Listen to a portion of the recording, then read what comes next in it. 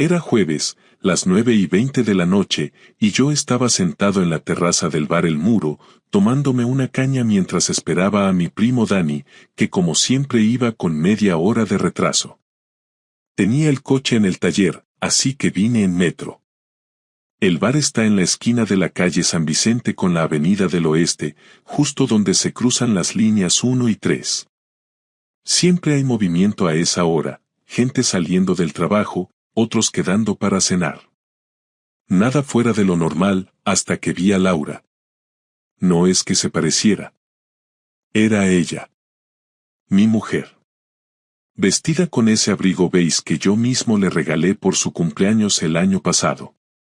Iba caminando rápido, con el bolso cruzado y el pelo suelto, como siempre que quiere impresionar. Y no estaba sola. Iba sonriendo. No sonriendo como cuando saluda a una vecina. Sonriendo de esa forma en que sonríe cuando está con alguien que le gusta. El tipo con el que iba era alto, más joven que yo, bien vestido. Se notaba que no era la primera vez que quedaban. Caminaban cerca, como quien ya se ha tocado antes. En ese momento, lo juro, me quedé clavado en la silla. No sabía si levantarme, si llamarla, si seguir observando o si cerrar los ojos y hacer como que no vi nada. Pero no podía moverme. Algo dentro de mí sabía que esto iba a pasar. No así, tan directo, tan violento, tan en mi cara. Pero lo sabía. Ella miró hacia los lados, no como quien cruza la calle, sino como quien se asegura de que no la están mirando. Y entonces él sacó las llaves de un coche. Un BMW gris oscuro.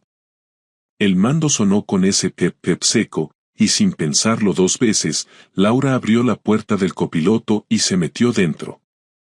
El tipo dio la vuelta y se subió por su lado. Arrancaron y se fueron, como si no existiera yo. Como si 12 años de matrimonio fueran un recuerdo menor. No sé cuánto tiempo estuve allí sentado, con la cerveza caliente y la mirada fija en el cruce. Me sudaban las manos. Me ardían las orejas. El camarero me preguntó si quería otra, pero ni siquiera respondí. Llamé a Dani y le dije que no iba a quedarme. Que me sentía mal. Ni siquiera esperé a que contestara. Colgué y me levanté como un zombi. No me fui a casa. No podía. ¿Cómo iba a mirar a Laura a los ojos sabiendo lo que acababa de ver? ¿Cómo finges que todo está bien después de presenciar algo así? Así que me fui a dar vueltas por la ciudad. Caminé sin rumbo durante horas. Por la playa, por el Carmen, por zonas que ni conocía. Me sentía como un fantasma. Como si mi vida se hubiera roto de golpe, sin aviso, sin piedad. Esa noche no dormí. Ni un minuto. Y no porque tuviera miedo. No. Era rabia. Pura rabia. Una rabia tranquila, silenciosa, que no grita ni rompe cosas, pero que te carcome desde dentro. Porque no era solo lo que había visto. Era todo lo que significaba. Era la traición en su forma más simple, verse con otro mientras yo cuidaba del niño, mientras yo creía que aún teníamos algo. Mientras yo aún la quería. Y lo peor de todo, no sabía si quería confrontarla o vengarme. Esa misma noche, cuando por fin decidí volver a casa, ya eran más de las 3 de la madrugada. Laura no estaba. Su coche sí, pero ella no. No me costó imaginar dónde había dormido. Me duché con agua fría solo para mantenerme despierto, porque no podía permitirme dormir. Sabía que si cerraba los ojos, lo que había visto se repetiría una y otra vez en mi cabeza. Me senté en el sofá sin encender la tele ni mirar el móvil. Me quedé así hasta que salió el sol. No porque estuviera esperando a que llegara, sino porque no podía moverme. Cuando a las 7 y poco escuché la puerta abrirse, no sentí sorpresa. Ni miedo. Solo una especie de vacío sordo que me dejaba sin fuerza para reaccionar. Laura entró como si viniera de comprar el pan. con esa naturalidad que tienen las personas que ya no sienten culpa, porque ya han cruzado la línea y no piensan volver. Llevaba la misma ropa que la noche anterior, solo que ahora su abrigo olía a perfume que no era suyo. La miré y no dije nada. Ella me vio y se quedó congelada, como si no esperara encontrarme allí. ¿Has dormido aquí?, me preguntó, quitándose los tacones. No le contesté. Solo la miré. ¿Estás bien? Seguí sin hablar. Me estaba obligando a observarla. A no actuar impulsivamente. A ver si me mentía. A ver cómo reaccionaba. Ella se acercó un poco más, como tanteando si podía seguir con su teatro. ¿Qué haces levantado tan temprano? Y ahí fue cuando abrí la boca, sin cambiar el tono. ¿Dónde has dormido? Se le heló la cara, pero intentó mantener la calma. Era buena mintiendo. Demasiado. En casa de Marta. Me tomé un par de copas y me dormí en el sofá. Te dejé un mensaje, ¿no? No. No dejaste nada. Ah, pues, juraría que lo escribí. Qué raro. Marta. Otra vez Marta. Siempre Marta. La amiga comodín. El escudo. Me levanté sin decir nada más y me fui a la habitación. Cerré la puerta con calma, me tumbé y cerré los ojos durante unos minutos. No dormí. Solo necesitaba respirar. Tener una conversación conmigo mismo. Decidí que esa misma tarde iba a averiguar la verdad, sin entrar aún en confrontaciones. Necesitaba pruebas. Necesitaba estar seguro. Porque aunque ya lo estaba, aún quedaba esa voz estúpida en la cabeza que te dice a lo mejor te estás equivocando. Ese día la rutina siguió como si nada. Laura se fue al trabajo, yo llevé a David al colegio, y después me pasé por el taller a recoger el coche. Pero en cuanto tuve un rato, llamé a Víctor, un viejo amigo del instituto que ahora trabaja como informático para una empresa de seguridad privada. Le conté que necesitaba ayuda para saber si mi mujer me estaba engañando. No le dije los detalles. Solo que había cosas que no cuadraban, que me olía mal, que necesitaba información sin que ella lo supiera. No hizo preguntas de más. Me dijo que en su empresa usaban una herramienta de monitoreo de dispositivos móviles que servía para estas cosas y que con acceso físico podía instalar algo en su móvil sin que se notara. Le dije que esa noche me encargaría. Laura llegó a las 8:30. Se notaba que había estado en otro lado, porque venía demasiado contenta. Me besó en la mejilla, me preguntó si habíamos cenado ya y se puso a hablar con David como si todo fuera perfecto. Cuando se fue a la ducha, aproveché y le cogí el móvil del bolso. Me fui a la cocina, lo conecté al portátil y en 3 minutos, con las instrucciones de Víctor por videollamada, quedó todo hecho. Devolví el móvil a su sitio y la noche siguió sin novedad. Ella se durmió rápido. Yo no. A la mañana siguiente, ya tenía acceso a su ubicación, sus llamadas, sus mensajes de WhatsApp y hasta sus notas. Lo que encontré fue peor de lo que me había imaginado. Había un número guardado como Alberto F., con conversaciones casi diarias. No eran mensajes sexuales ni románticos, al menos no la mayoría. Pero tenían un tono de confianza, de complicidad. Compartían bromas privadas, quedaban para verse, hablaban de cosas que jamás me había contado a mí. Era evidente que llevaban tiempo con eso. Algunos mensajes decían cosas como «¿Te gustó lo del otro día?» o «Tengo muchas ganas de verte sin prisas esta vez». Me quedé clavado viendo la pantalla, sin pestañear. Sabía que no estaba interpretando mal nada. No había lugar a dudas. Pero lo que me dejó en shock fue que no era alguien de fuera. No era un desconocido. Alberto F. era Alberto Ferrer, su jefe directo en la clínica. Un tipo con el que había coincidido varias veces en eventos de empresa, con el que incluso había compartido alguna comida navideña. Un tipo al que yo había saludado con la mano, con educación, sin saber que se estaba tirando a mi mujer. No te puedo explicar lo que sentí en ese momento. No fue solo rabia. Fue humillación. Porque mientras yo estaba rompiéndome el lomo para que todo en casa funcionara, ella estaba jugando a tener una vida paralela con alguien de su trabajo. Y lo peor de todo, ni siquiera se esforzaba mucho por esconderlo. Las últimas veces que salía con Marta, lo que hacía era irse directamente al piso de Alberto, que vivía en la zona de Campanar. El localizador lo dejaba claro. 1 hora allí, 2 horas allá, siempre en los mismos días de la semana. Y después volvía a casa con una sonrisa y un beso de buenas noches como si nada. A veces incluso después de acostarse con él venía y se metía en nuestra cama, y yo me creía que estaba cansada del trabajo. Cerré el portátil. Llamé a Víctor y le dije que necesitaba una copia de todo eso. Me respondió que podía preparármelo para el lunes. Le pedí que fuera detallado. Que sacara capturas con fechas, ubicaciones, conversaciones completas. Le dije que lo quería impreso, como prueba física. Que no me bastaba con verlo. Quería tenerlo en la mano. Lo necesitaba para el siguiente paso. Esa noche no dormí tampoco. Me senté en el salón con una libreta y comencé a escribir todo lo que sabía. Fechas, nombres, lugares. Quería organizar la información. Quería tener una línea de tiempo. Pero más que nada, quería comprender en qué momento Laura dejó de estar conmigo.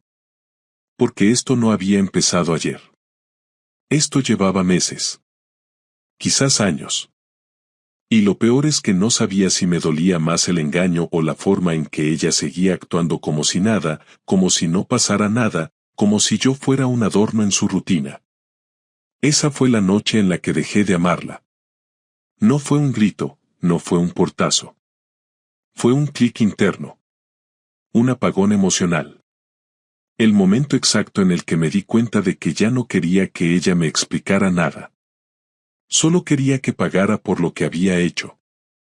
El lunes me levanté con una sensación que no había tenido nunca, no era tristeza ni rabia, era una especie de concentración absoluta, como cuando vas a hacer algo que sabes que va a cambiarlo todo y ya no hay vuelta atrás. Llevé a David al colegio como siempre, le compré un zumo en el kiosco y lo dejé en la puerta, me dio un beso sin sospechar que su padre iba a pasar el día preparando el principio del fin de nuestra familia. Fui directo al trabajo, pero no pude concentrarme en nada, miraba los planos de la obra y no veía más que la cara de Laura y ese tal Alberto riéndose de mí, repitiendo las frases que había leído en los mensajes. A media mañana, Víctor me envió un mensaje: lo tengo todo, si quieres te lo paso en mano. Quedamos en un bar cerca del río. Me entregó un sobre con las capturas impresas, bien ordenadas por fechas, y me dijo que prefería no saber más detalles. Lo entendí, no quería meterlo en mi mierda.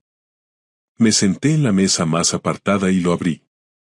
Eran 40 y tantas páginas de conversaciones, ubicaciones, llamadas y fotos de las rutas que hacía Laura cada vez que decía que salía con Marta. No había ninguna foto de ellos juntos, pero no hacía falta. Todo estaba ahí, las horas, los mensajes, las excusas. A veces hablaban de mí, de lo ingenuo que era, de lo fácil que era engañarme. Le decía cosas como: hoy le he dicho que me quedaba en el trabajo hasta tarde y se lo ha creído sin pestañear. Me dio un asco que me subió al estómago y tuve que salir a la calle a respirar.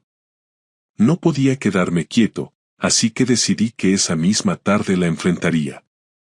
Llegué a casa antes de que volviera del trabajo, me duché y me cambié de ropa, no porque quisiera arreglarme, sino porque necesitaba sentirme limpio para lo que venía. Dejé el sobre encima de la mesa del comedor y esperé. Cuando la escuché llegar, me quedé sentado, sin disimular. Entró con el móvil en la mano, hablando con alguien, y cuando me vio se quedó quieta. Colgó sin decir adiós. ¿Qué pasa?, preguntó, como si nada. Siéntate, le dije, señalando la silla de enfrente. ¿Qué ocurre? Me estás asustando. Siéntate, Laura. Se sentó despacio, sin dejar de mirarme. Cogí el sobre, saqué las hojas y las puse frente a ella. Las vio y al principio no entendió lo que era, luego su cara cambió. Intentó hablar, pero no le salió la voz. ¿Qué es esto?, susurró. Eso te lo tendrías que preguntar tú, le respondí sin levantar la voz. Son las conversaciones con tu jefe, las veces que has ido a su casa, los días que me has mentido diciéndome que estabas con Marta. Todo está ahí. Se llevó una mano a la boca, como si el gesto pudiera borrar lo que estaba viendo. No dijo nada, se limitó a mirar los papeles, pasando las hojas con los dedos temblando. Cuando llegó a la parte donde hablaban de mí, los dejó sobre la mesa y se echó hacia atrás. No es lo que piensas, soltó al fin, como si esa frase fuera a arreglar algo. No digas eso, Laura. No me hagas más idiota de lo que ya soy. Llevas meses viéndote con ese tío, mintiendo en mi cara. No tienes ni la decencia de admitirlo. No quería que pasara así, dijo, mirándome a los ojos. No fue algo planeado. Claro, lo típico, se te cayó encima por accidente, ¿no? Marcos, por favor, escúchame. No estoy enamorada de él, fue una tontería que se complicó. Me sentía mal, tú estabas distante, yo necesitaba sentirme viva otra vez. No me pongas de excusa, le interrumpí, sintiendo cómo me ardía la cara. Si estabas aburrida, podías haber hablado conmigo, podías haber hecho cualquier cosa menos esto. Ella se levantó, empezó a caminar por la habitación como si buscara aire. No sabes lo sola que me sentía. Cada día lo mismo, el trabajo, la casa, el niño, tú siempre con tus cosas del taller. Alberto me escuchaba, me hacía sentir importante, no sé, me dejé llevar. Te dejaste llevar tantas veces que hasta tenías una rutina. Los jueves, los martes. Siempre a la misma hora. Muy romántico todo, dije con ironía, pero sin gritar. No grites, por favor, el niño puede oírnos. No estoy gritando, estoy hablando. El que tendría derecho a gritar soy yo. Se apoyó en la pared, bajó la cabeza y empezó a llorar. No esos lloros fuertes que te salen del alma, sino un llanto controlado, casi contenido, como si buscara mi compasión. Pero ya no quedaba nada de eso en mí. Me acerqué despacio, la miré a 1 metro de distancia y le dije. ¿Cuánto tiempo pensaba seguir con él? No lo sé. Habíamos hablado de dejarlo, te lo juro. ¿Dejarlo? ¿Qué era exactamente lo que ibas a dejar, Laura? ¿Acostarte con él? ¿Mentirme? ¿Verlo en el trabajo? ¿O solo pensabas dejar de sentirte culpable? No contestó.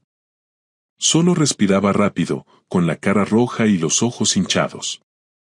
En ese momento supe que lo que más me dolía no era la traición, sino la calma con la que me había mentido todo ese tiempo. No había señales de remordimiento real, solo miedo. ¿David sabe algo?, le pregunté. No, por favor, no metas al niño en esto. Tranquila, no voy a hacerlo. Pero quiero que sepas una cosa. Desde hoy se acabó. Quiero que duermas en el cuarto de invitados. Mañana hablaré con un abogado. ¿Un abogado? ¿Vas a divorciarte? ¿Qué esperabas que hiciera? ¿Que lo olvidara? Marcos, no hagas nada precipitado, podemos intentar arreglarlo, ir a terapia, lo que sea. No hay terapia para lo que has hecho. No puedes arreglar algo que has destrozado tantas veces sin que me diera cuenta. Ella se acercó, intentó tocarme el brazo, pero la aparté. No me toques. Te lo juro, fue un error, no quiero perderte. Ya me perdiste. La diferencia es que ahora lo sabes. En ese momento sonó el teléfono fijo, cosa que no pasaba casi nunca. Lo dejé sonar, pero ella fue corriendo a cogerlo. Respondió con un sí nervioso. No hizo falta que siguiera. Su expresión cambió en el acto. Yo sabía quién era.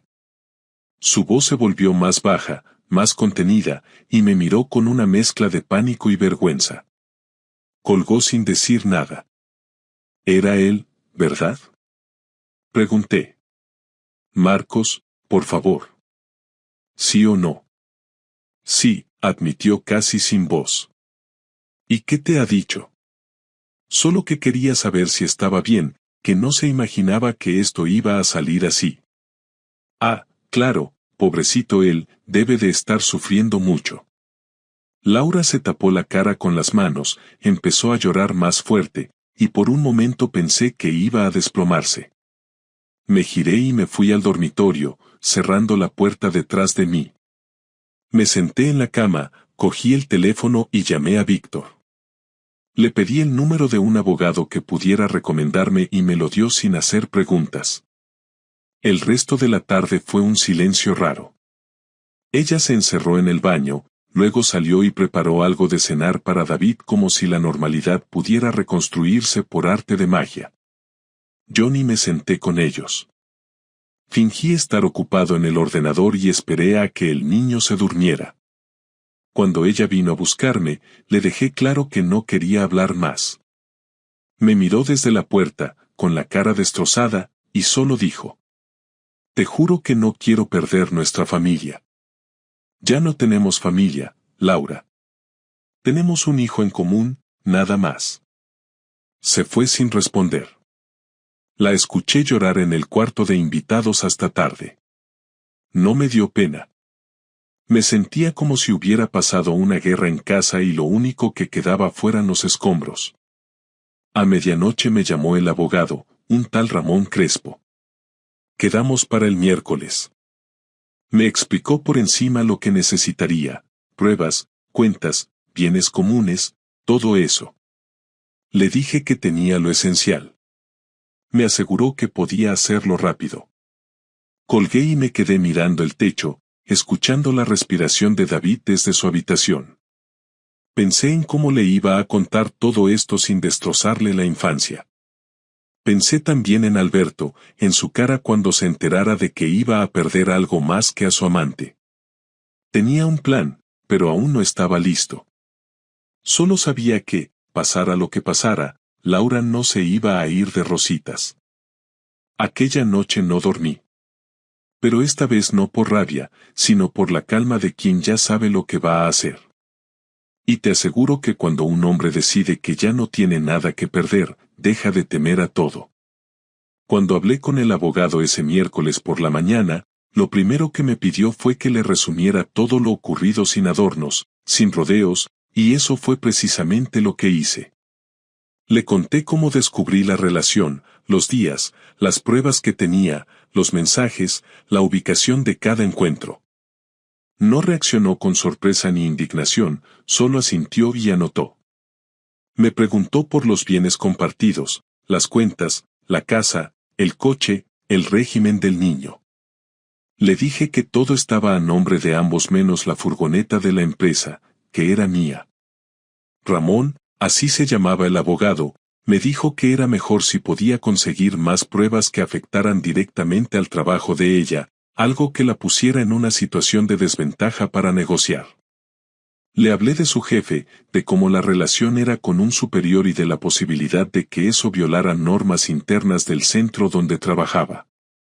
Me miró y dijo que ahí tenía una vía para hacer presión, que si podía documentar la relación laboral y demostrar el conflicto, podía incluso avisar a la empresa y ponerla en un aprieto. Me fui de esa oficina con una carpeta de instrucciones precisas.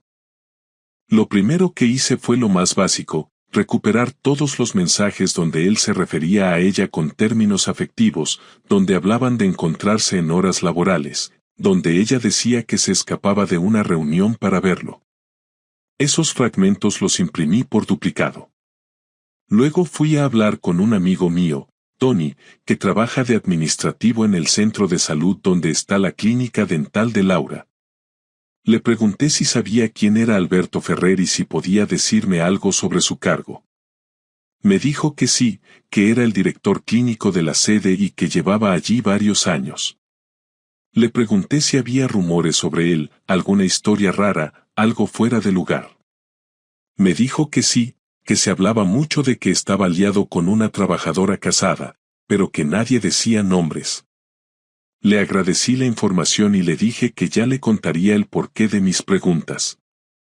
Después me pasé por una copistería, preparé un sobre con los documentos más comprometedores y me dirigí a la dirección general del centro clínico, no a la sede donde trabaja Laura, sino a la central. Entré, pedí una cita con el responsable de recursos humanos y les entregué el sobre. No firmé nada, no di mi nombre, pero les dije que en ese sobre había material que podría interesarles mucho sobre un posible caso de conducta inapropiada entre un jefe y una empleada. Me fui sin mirar atrás. Esa misma tarde hablé con Víctor otra vez. Le pedí ayuda para enviar una copia digital de todo el dossier a 2 destinatarios más, uno, la dirección de correo oficial de la clínica, y el otro, el correo personal de Alberto Ferrer, que encontré fácilmente en sus redes sociales. El mensaje era claro, directo, sin amenazas ni insultos. Solo decía, esto es lo que está pasando en su clínica. Si deciden no actuar, sabrán que lo sabían y lo permitieron. Firmado, el marido. Esa noche llegué a casa temprano. Laura estaba en el sofá con cara de cansada, el portátil en las piernas. Cuando me vio entrar, cerró el ordenador y me preguntó si podía hablar. Le dije que no, que hablaríamos cuando todo estuviera resuelto. Me dijo que había pedido días en el trabajo, que necesitaba pensar. Me limité a decirle que los iba a necesitar. El día siguiente fue raro. Ella se quedó en casa, evitó el contacto conmigo y con David, que se fue al colegio sin hacer preguntas. Yo fui a trabajar como si todo fuera normal, pero al mediodía recibí una llamada del número de la clínica. Era una mujer que se identificó como responsable del área legal. Me dijo que habían recibido una documentación anónima y que estaban revisando un posible caso de relación impropia entre empleados. No preguntó si yo era quien la envió, solo dijo que agradecían la información.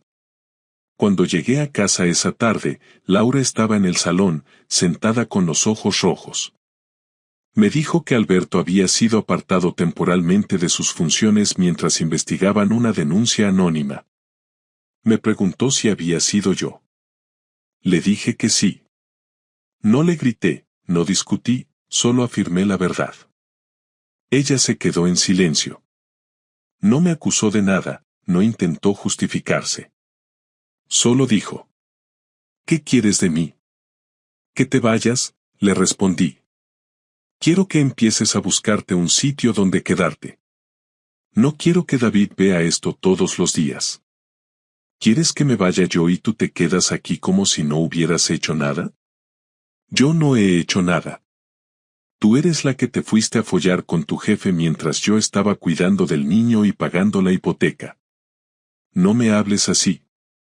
¿Así cómo? ¿Con la verdad? No has escuchado ni una sola palabra violenta desde que empezó esto. Pero si te molesta que te diga las cosas claras, imagínate cómo me siento yo cada vez que me acuerdo de lo que hiciste. ¿Y David? David va a seguir viviendo aquí, en su casa. Tú vas a salir de aquí por la puerta, igual que entraste, y vas a construir tu nueva vida en otro lugar. Yo no pienso cargar con esta mentira ni un día más. Ella se levantó, se metió en el cuarto y se encerró. Yo me quedé en el salón, abrí una cerveza y llamé a mi hermana. Le conté todo, por primera vez. Lloró. Me dijo que me fuera con David unos días a su casa, que necesitaba aire, que no me podía quedar bajo el mismo techo que ella. Lo pensé, pero no lo hice. Esa era mi casa. no me iba a mover. El viernes, Laura hizo las maletas. Metió ropa, cosméticos, algo de dinero, y se fue a casa de su madre. No hubo una escena, no hubo súplicas, ni besos, ni abrazos.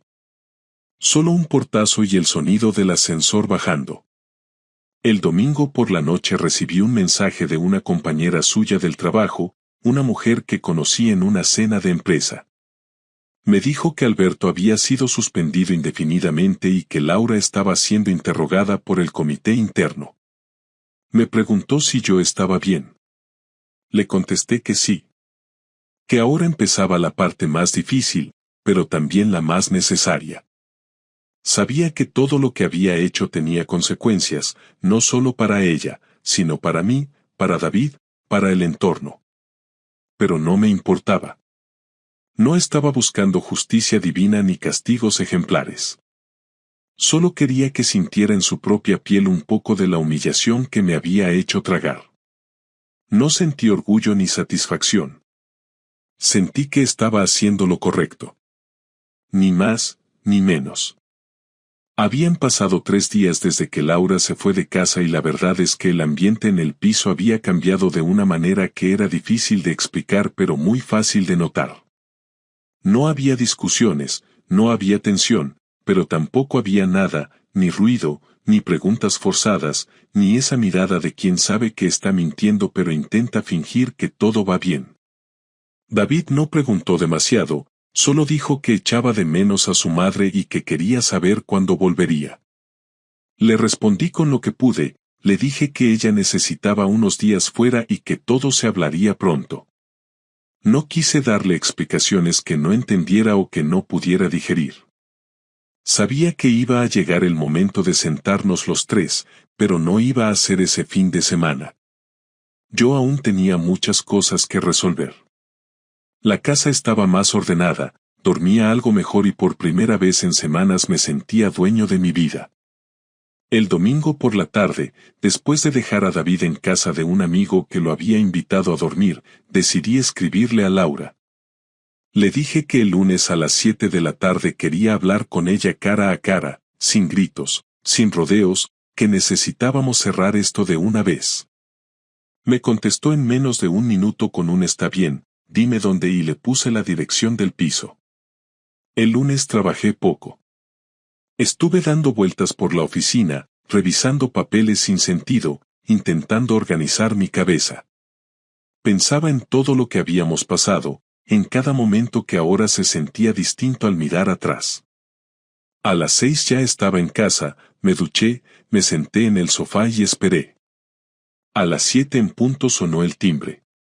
Le abrí sin hablar.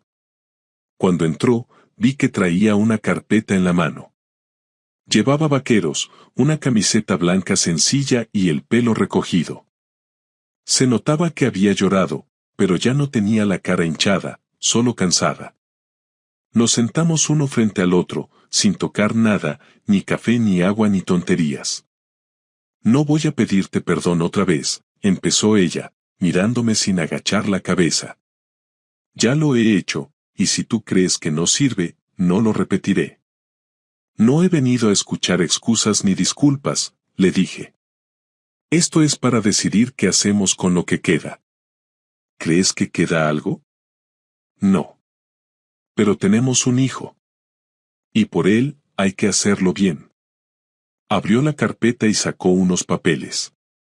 He estado con una abogada. Me explicó el proceso, me dio estos formularios. Podemos hacer el divorcio de mutuo acuerdo si estamos de acuerdo en todo. No quiero pelear por nada.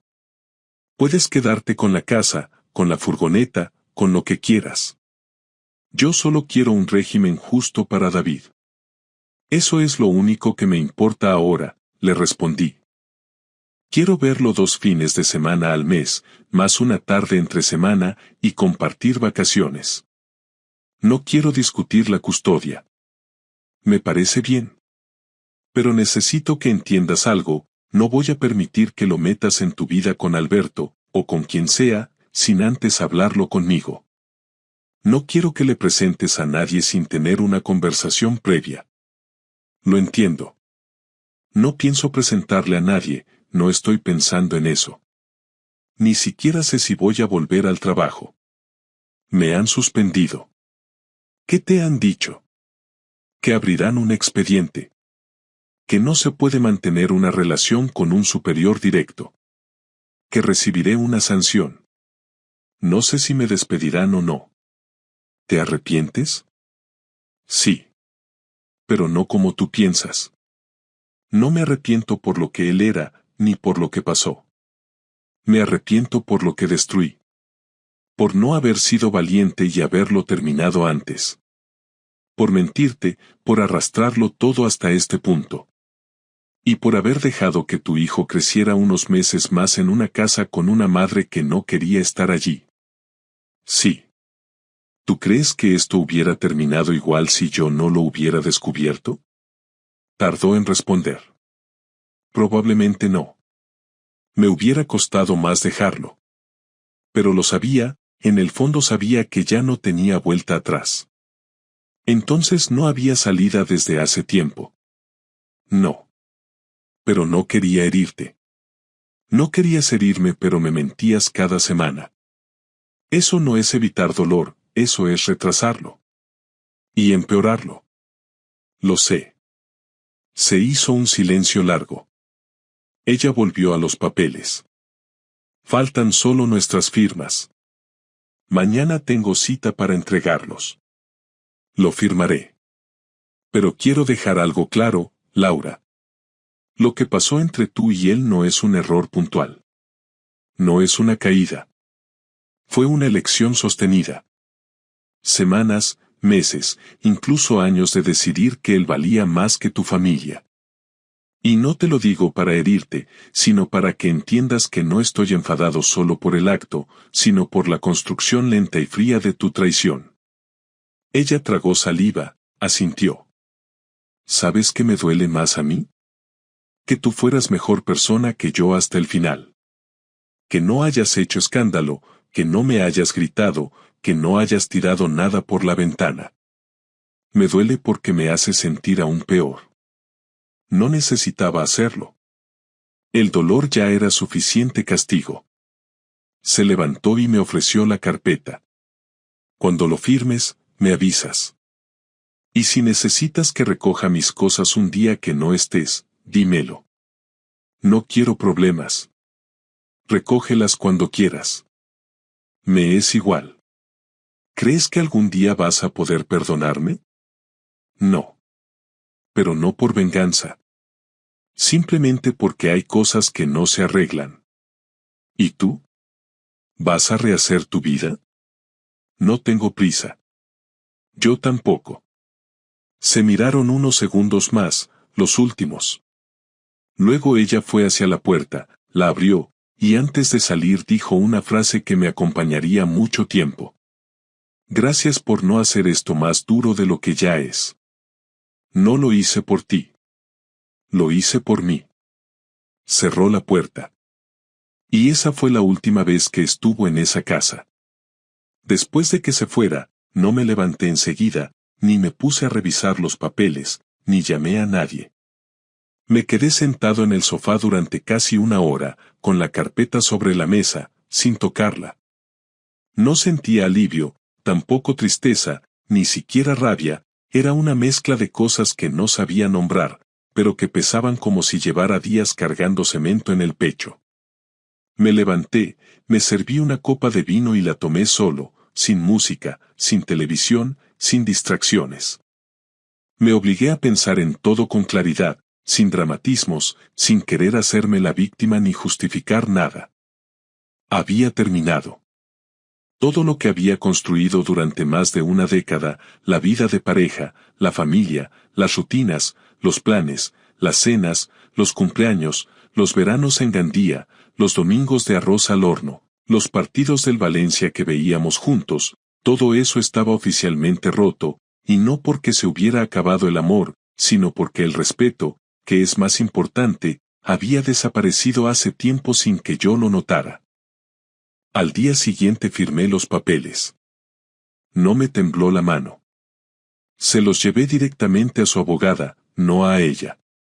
La secretaria me dio un recibo de entrega y me dijo que en unas semanas recibiríamos la notificación oficial del juzgado. Me fui de allí sin mirar atrás, sin querer saber nada más. El proceso estaba cerrado, pero la herida no. Esa parte tardaría mucho más. Lo supe ese mismo día, cuando fui a buscar a David al colegio y me preguntó con toda la inocencia del mundo por qué su madre no había venido a verle. Le dije que estaba ocupada, que pronto hablarían, y que él no tenía la culpa de nada. Se quedó callado, pero no parecía convencido. Aún así, no insistió. Desde ese momento decidí que mi prioridad absoluta era él, su bienestar, su rutina, su salud mental.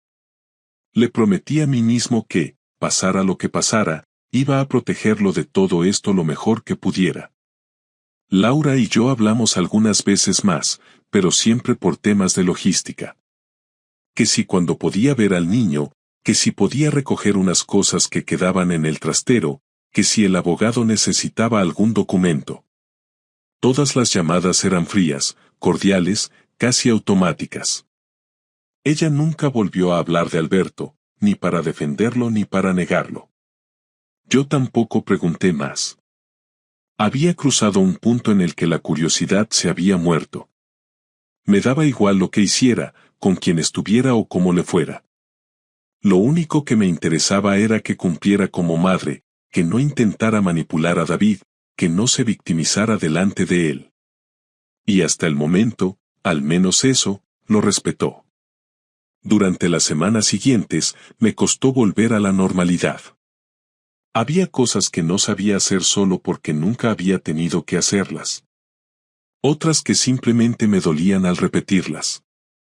Poner la mesa para uno menos, entrar en el dormitorio y ver que el armario tenía solo mis cosas, encontrar notas antiguas suyas en los cajones, fotos de viajes que ya no significaban lo mismo.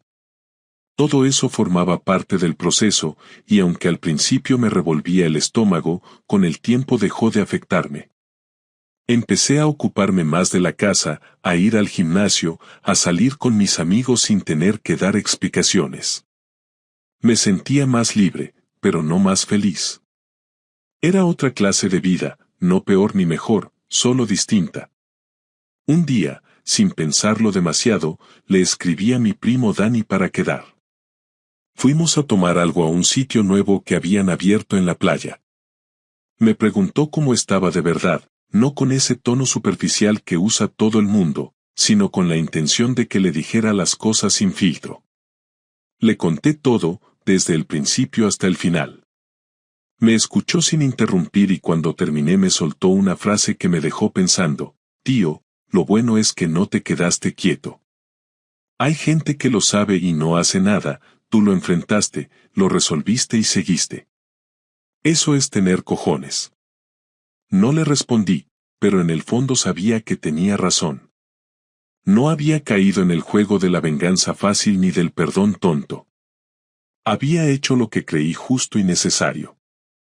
Pasaron los meses, David empezó a adaptarse a la nueva dinámica. Le costó, claro, pero los niños tienen una capacidad increíble para reconstruirse si se les acompaña bien. Empezó a ver a su madre cada semana y, según él, estaban bien. Yo nunca le pregunté por Alberto, y él tampoco lo mencionó. Supuse que Laura había tenido al menos la decencia de mantenerlo fuera de la ecuación. En cuanto al trabajo, ella volvió a la clínica, pero en otro centro.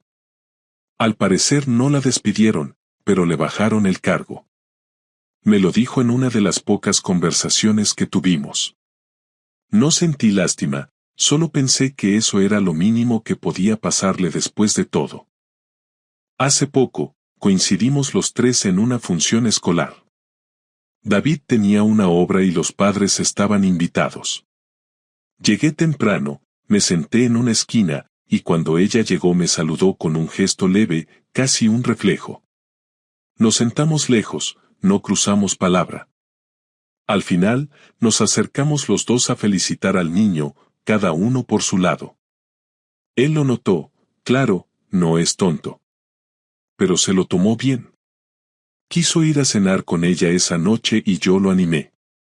Esa es su madre, y por muy rota que esté nuestra historia, él merece tener a los dos. Al llegar a casa esa noche me senté en el salón y me di cuenta de que no había llorado ni una sola vez desde que todo empezó. No porque no me doliera, sino porque lo había vivido con tanta intensidad, con tanta claridad, que no me había quedado espacio para lágrimas. Lo sentí todo de golpe en cada noche sin dormir, en cada mensaje leído, en cada silencio durante las cenas. Llorar no era necesario. Lo importante era entender. Y ahora lo entendía todo. Entendía que la fidelidad no es solo no acostarse con otro, sino no desaparecer en vida del otro. Entendía que el amor no es garantía de nada si no se cuida, si no se habla, si no se enfrenta a lo incómodo. Entendía que no hay señal más clara de que algo va mal que la indiferencia. Y entendía que, por mucho que una historia se haya construido durante años, si se pudre desde dentro, no vale la pena salvarla. Hoy, mientras escribo esto, Laura es solo la madre de mi hijo. Nada más. No hay rencor, no hay amor, no hay odio. Hay un recuerdo de lo que fue y una conciencia clara de lo que no volverá a ser.